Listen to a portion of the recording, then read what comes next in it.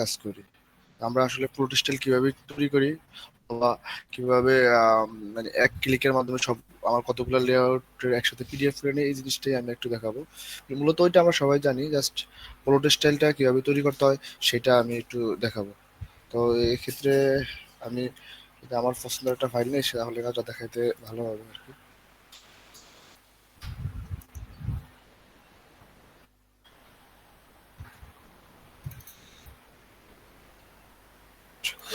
সেটা আমার একটা রেফারেন্স ফাইল, আমি একটা রেফারেন্স ফাইল নিলাম। এখানে এই ড্রয়িং এ দেখা যাচ্ছে যে আমাদের এই সবগুলা কালার কিন্তু green, yellow, red, structural drawing গুলা সব গুলা কালার কালার আর কি। আর যদি এগুলাকে আমি প্লট করি তখন এগুলাকে যখন আমরা এটা প্লট করি তখন আমরা এখান থেকে বিভিন্ন ধরনের প্লটার সিলেক্ট করি, অথবা এগুলোর অনেকে পেন অ্যাসাইনমেন্টও বন্ধু, বলে। সরি, কেউ কি রেকর্ড করতেছে? রেকর্ড, হালিম ভাই রেকর্ড করতেছেন? আমি আমি রেকর্ড করতেছি। ওকে। তো এখানে আমরা বিভিন্ন প্লট স্টাইল অ্যাসাইন করার মাধ্যমে আমরা এই কালারগুলারে আমাদের নিজেদের কন্ট্রোলে নিয়ে আসতে পারি। এক্সাম্পল, এখানে আমরা সবসময় ম্যাক্সিমাম টাইম এ ক্যাট ব্যবহার করা থাকে। হ্যাঁ, যদি আমরা এটা প্রিভিউ দিয়ে দেখি,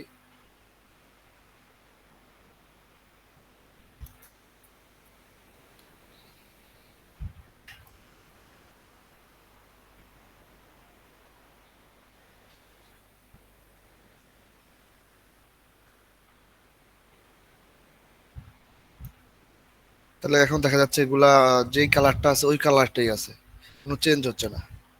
তো এই কালারগুলো যদি আমাদের চেঞ্জ করতে হয় তাহলে আমরা এখান থেকে বিভিন্ন কালার দিই, যেমন এগুলো হলো যে আমাদের ডিফল্ট আছে ফ্লোর স্টাইল, অথবা বলতে পারেন যেমন মনোক্রোম আমরা ইউজ করি। তো এক্ষেত্রে দেখা যায় অনেক সময় এই কালারগুলো আসলে ভালোভাবে অ্যাসাইন করা হয় না। তো এই জন্য আমাদের কাস্টম ফ্লোর স্টাইল বানাইতে হয়, কাস্টম ফ্লোর স্টাইল বানাইতে হয়। তো আমরা কিভাবে একটা কাস্টম ফ্লোর স্টাইল বানাইতে পারি সেটা আজকে আমি আপনাদের দেখাবো। তো এক্ষেত্রে আমাদের এখানে যেই এডিটের অপশনটা আছে এটাতে আমরা ক্লিক করতে পারি। ক্লিক করে এখানে এখানে আমরা সেভ আসে যাইতে পারি।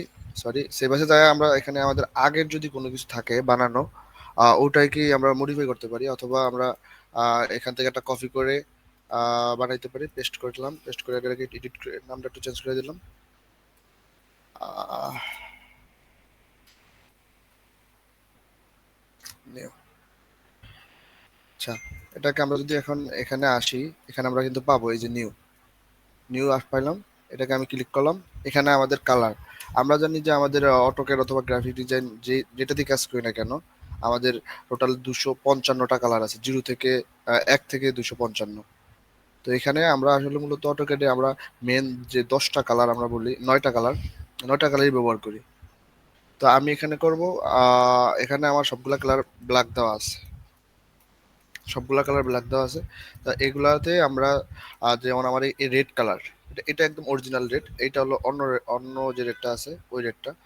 তো আমরা এখানে যদি পুরোটা স্টাইলে বলি যে এই রেড কালারটা কি হবে, এখানে আমরা এখান থেকে যে বলে দিতে চাই এই রেড কালারটা হবে যে আমাদের আর গ্রিন, গ্রিন এক্সাম্পল এটা আমি ধরে নিলাম গ্রিন। সেভ অ্যান্ড ক্লোজ দিলাম। এখন আমি এখানে দেখলাম এখানে আমাদের রেড কালার আছে, এইটা রেড কালার আছে, এইটা রেড কালার আছে। তো আমার নিউ পেনটা অ্যাসাইন করা আছে, একটু প্রিভিউ দেখলাম। দেখেন আমাদের এই যে এখানে রেড কালারটা কিন্তু এখন ব্ল্যাক হয়ে গেছে। আবার আমি যদি আবার একটু গ্রিন কালারটা দেখাই, গ্রিন কালার, গ্রিন কালারটা এখানে ব্ল্যাক দেওয়া আছে। আমার মনে হচ্ছে এটা আসলে অরিজিনাল গ্রিন না। এই আচ্ছা, আমরা একটু দেখতেছি।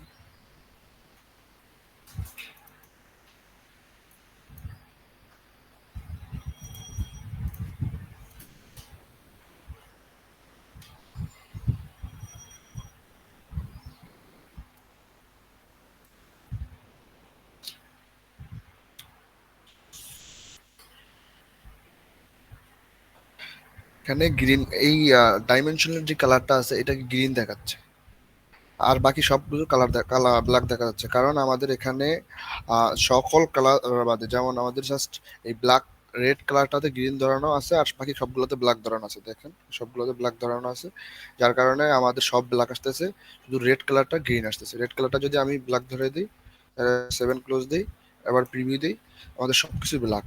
তো এইটার আমাদের এখন তো আমরা জাস্ট কালারটা চেঞ্জ করাটা কেন বুঝতে পারছি, কিন্তু আসলে এটার কাজটা কি, মূল মূল উপকারটা কি সেটা আমি যদি বলি, যে আমাদের ড্রয়িং এ একসাথে অনেক এলিমেন্ট থাকে, অনেক এলিমেন্ট, এখানে অনেক অনেক এলিমেন্ট আছে।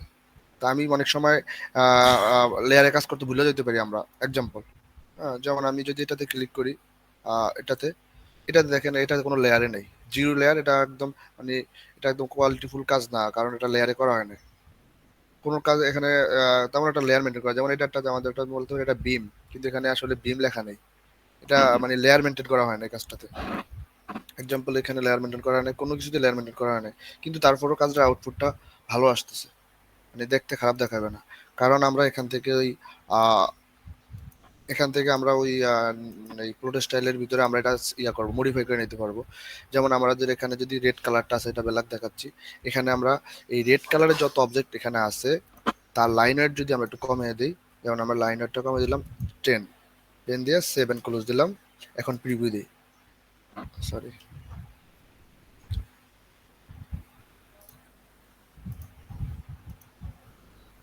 এখন দেখেন আস্তে আস্তে এই জিনিসগুলো আসলে দেখতে একটু রুচিসম্মত হবে আর কি। আমি আপনাকে দেখাচ্ছি, যেমন এই কালারটা একদম একটু মোটা মোটা দেখা যাচ্ছে, এটা মোটা মোটা দেখা যাচ্ছে। তো এটা আসলে আমাদের আসলে ফাইন্ড আউট করতে হবে এটা কি কালার। এটা হচ্ছে রেড কালার।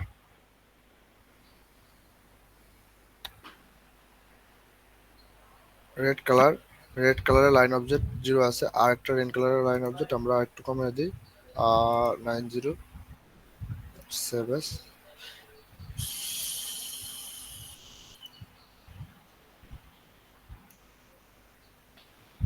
এখন আরেকটু মেবি কমতেছে।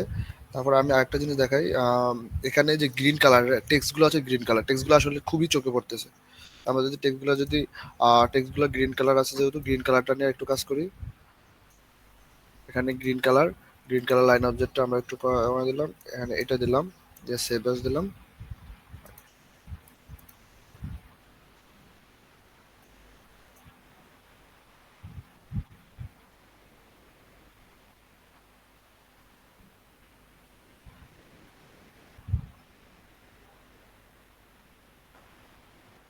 এখন দেন গ্রিন কালারটা একটু চিকন হয়ে গেছে, এই গ্রিন কালারটা একটু চিকন হয়ে গেছে এটা, কিন্তু এটা একটু মোটা থেকে গেছে। এটাও আমরা ইচ্ছা করলে এটা একটু চিকন করতে পারি। যেমন এটা কোনটা ছিল, এটা ছিল যে এই ব্ল্যাক কালারটা আমরা যদি আবার যাই, এখানে যাই যদি ব্ল্যাক কালার কোনটা, এটা কালার 7ই মেবি। আমরা এটাকে একটু চিকন করে দিলাম, 7 ক্লোজ দিলাম, আর প্রিভিউ দিলাম। এখন দেখা যাচ্ছে এটা একটু চিকন হয়ে গেছে। আবার ইচ্ছা করলো যে আমাদের এই যে এই লাইনটা আছে, এই লাইনটাকে আমরা লাইন টাইপটা চেঞ্জ করে দেবো, ড্যাশ লাইন ইউজ করব। তো এই লাইনটাকে আমরা ড্যাশ লাইন ইউজ করব। হ্যাঁ, এখানে মনে করেন আমার ড্রয়িং এর ভিতর হাজার হাজার লাইন, আর এবার আমি লেয়ার মেনটেন করি নাই, আমি সিলেক্ট সিমিলার দিলে সিলেক্ট সিমিলারের কাজ করতে নাও পারে। হ্যাঁ, তখন আমি এই কাজটা করতে পারি। যেমন এটা হচ্ছে যে আমার রেড কালার, এইটা আমি আরেকবার একটু মডেলটা চেক করে নিই। আহ, হ্যাঁ, এটা এটা অরিজিনাল রেড আছে।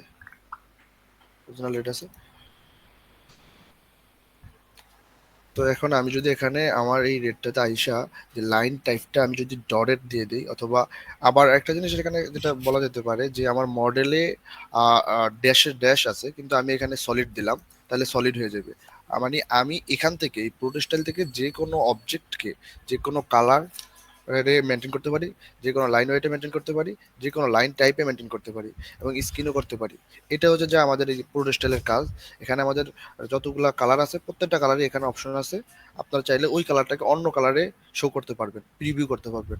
হ্যাঁ, এটা যখন আমরা ইয়াতে করব না, লেয়ারে মেনটেন করবো না, তখন এভাবে কন্ট্রোল করা যায়। আর তাছাড়া এটা আরেকটা কাজ করা হচ্ছে, যখন আমরা কোনো ড্রয়িং এর একটা জিনিস ফুটে তুলতে চাচ্ছি, বাকি জিনিসগুলো ফুটে তুলতে চাচ্ছি না, তখন আমরা এটা মেনটেন করবো। তখন আমরা প্রত্যেকটা কালারে এখানে ব্ল্যাক দিয়ে দেবো। শুধুমাত্র আমাদের যে কালারটা দরকার, যেমন আমার রেড কালারটা দরকার, ওই রেড কালারটাকে আমাদের যদি গ্রিন হিসেবে শো করতে চাই, হ্যাঁ, তখন আমরা গ্রিন হিসেবে শো করবো। এক্সাম্পল যেগুলো হয় প্লাম্বিং ড্রয়িং এর ক্ষেত্রে, তো এটাই হচ্ছে যে আমার আজকের কাজ। এটা আসলে আমাদের অনেকে প্রোটোস্টাইলার বানাইতে জানতো না, মানে জানে না ব্যাপারটা, এই জন্য আমি আজকে দেখাইলাম। আর এটাই হচ্ছে যে আমার আজকের কাজটা। এই দেখেন আমার রাইট গুলো সব হয়ে গেছে। আর যখন আরেকটা জিনিস, যখন আমরা এই প্রোটোস্টাইলটা কমপ্লিট করে ফেলবো বানানোতে, তখন আমরা এটাকে যদি আমরা এটা বানানো হয়ে গেছে, তো আমরা বানানো হওয়ার পরে আমরা এখান থেকে ওই যে ইয়েতে যাব, page set up manager. Page set up manager যাওয়ার পরে আমরা একটা প্রোটোস্টাইল সেট আপ করবো, অথবা আমরা নিজেরাই বানাইতে পারি। নিউ, এটা মামুন ভাই থাকলে একটু ভালো হতো, মামুন ভাই জানার ইচ্ছা ছিল। আচ্ছা, নিউ, এখানে নাম দিলাম আমরা।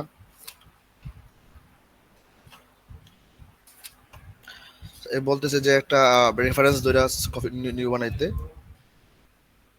তো এখানে আমাদের যে পোল্ট স্টাইলটা আছে, এই নিউটা সিলেক্ট করে দিলাম। আমাদের কি টাইপের পিডিএফ দরকার, ওই টাইপের পিডিএফ অথবা প্রিন্টার সিলেক্ট করব। পেজ সেটআপ আছে, প্রিভিউ করে দেখে নিলাম। হ্যাঁ, দেন ওকে দিলাম। ওকে দেওয়ার পরে আমাদের এটা কোথাও ইসলভ, ইসলভ আমাদের তৈরি হয়ে গেছে। ইসলভ নামে একটা পেজ সেটআপ। আমরা এটাকে যদি এগুলো যদি এখন সিলেক্ট অল লেআউট দেই, দিয়ে তারপরে পাবলিশ দেই, পাবলিশ দেওয়ার সময় আমরা যদি এখানে আবার যেগুলো সব সিলেক্ট করি, সিলেক্ট করার পরে এখান থেকে আবার যা ই সলভ ধরে ক্লিক করে দিই, তখন আমার এই ই সলভে যে পেজ সেটআপটা করছিলাম মাত্র, ওটা সবগুলা ড্রয়িং অ্যাপ্লাইড হয়ে গেছে।